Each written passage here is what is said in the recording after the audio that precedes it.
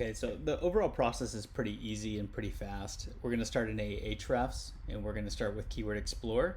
We're going to paste in the seed term as broad as possible so we get as many combinations as we can.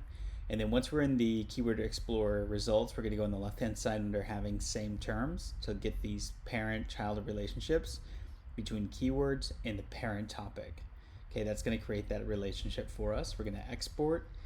Going to go as many as we can, and then the Microsoft Excel format. Couple things here. When you open this file, you just got to do a quick cleanup here. So I like to just remove the number references here. You don't actually have to do this. You just wouldn't select these columns from Power BI. I just like to clean it up a little bit. I think that's it. That's fine. And then I'm going to save this as, and I'm just going to save this as Excel. For some reason, these AHREFs docs have been saving as, I'm just going to do a demo, have been saving as TXT files. So I just wanted to make sure it gets saved as an Excel file. And then I'm going to save that. Okay, and then I'm going to hop over to Power BI. Okay, and then at the top here, you'll get these two options for data import. I just choose Excel in either one, Excel or the other one. And then I'm going to find the file that we just saved, which is there, and then it's going to import it in. Okay, I'm going to check this box to make sure I get all the data. Just check real quick. It's got all the columns. It's got the parent and the individual keyword relationship, and then I'm going to load that. Some of these may take a while because there's so much data it's pulling in. Now 5,000 isn't that much, but some of these can take some time. And as you're kind of doing this, you can see if the data is there by going into these views. So here it looks like the data is actually populated. I have the keyword and the parent keyword, so it's in there. So now I'm going to go back up to the top left where the report is at, and you may not have this by default. So what you will do next is go to more visuals, then app source, and then what you'll want to do is just type in Chord, and then this first option, add, and then it'll add it. So when you click add, it'll give it a little confirmation that it's already added or that it was successfully added, and you have it right here on the right hand side as one of your visuals. You select Chord. I just usually expand this out a bit more, okay? And then the mapping here, so this first option here, you have this kind of paintbrush here. This is more for the design element, which you probably don't need to modify for this graphic. But here under kind of the fields themselves, that's where you want to do a lot of your drag and drop. Parent will be the from, and then to will be the keyword, all right? And then the volume, search volume will be your values.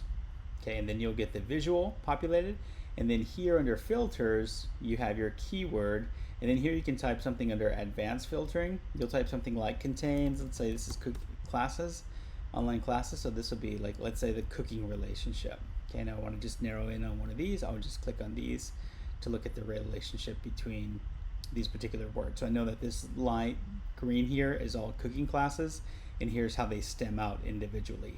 And the size of these chords themselves are by search volume, so it's the ones that have the most volume. You can also filter as well. You can say, you know, I want everything that is greater than 1,000 searches per month, and I want it to contain cooking and maybe with, so it's got somebody as the host, so I can see if there's anything like that. Doesn't look like there's too much.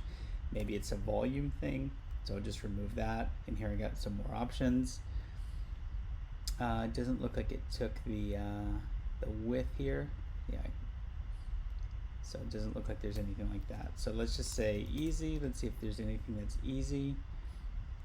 Okay, let's say, let's try gourmet. If there's anything with gourmet. Okay, it doesn't look like it. So let me just look at the broader for cooking. You can change this for Spanish, or, you know, any other combination that you want. Maybe fast. Are there any courses with fast or quick?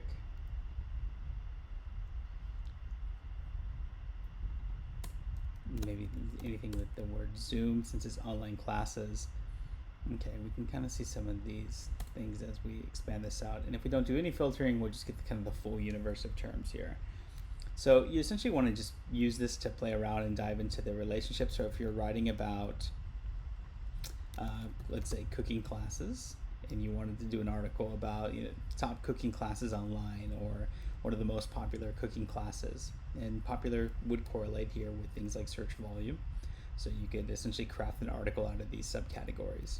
Or if you want to go into a niche, then you'd have some ideas in terms of diving deeper into these. You could also use some of the relationship here. So if I went into this particular keyword itself, healthy cooking classes, I could see some of the stems like healthy cooking classes online and the online healthy cooking classes, or the two stems there. So anyways, play around with it. The visual itself, there's a lot you can modify with this. It's nice because you can basically break these out by topics. So if you screenshot this, put it in a slide, do another one for Spanish, do another one for all the different subtypes of cooking classes, you can kind of get a nice visual of where the opportunity is and where there's long tail. If there's a lot of long tail, you'll see a lot of these small little chords. If there's not, if it's mostly head terms, then you'll see kind of more of these bigger chunks as well. All right, have fun.